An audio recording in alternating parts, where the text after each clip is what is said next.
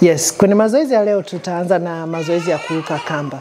Na kwenye mazoezi yoyote ambayo unayafanya, kama vile ambavyo nilikuwa nimeweka lengo la kukimbia kilomita 6 kwa pesi ya 5. Vile vile kwenye mazoezi ya kamba ninaweka malengo ambayo ninatakiwa niyafanye.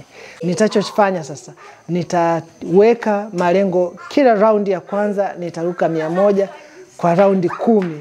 Nafikiri hapo umenielewa. Hiyo inakusaidia wewe kuweka udhibiti wa mazoezi yako.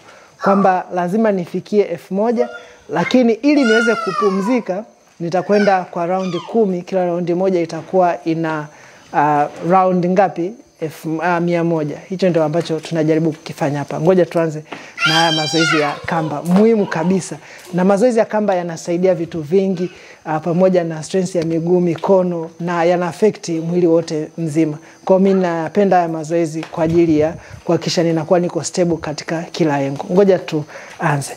Na nitakupatia triki 2. Unaweza ukaanza kuruka mazoezi haya ya kawaida kwa kujump miguu yote miwili, lakini ni vizuri wanashauri ili uweze kubani calorie vizuri, ukaruka kwa kwenda miguu yote miwili. Yaani unaruka mmoja unaachia. Twende tuanze kuhesabu sasa.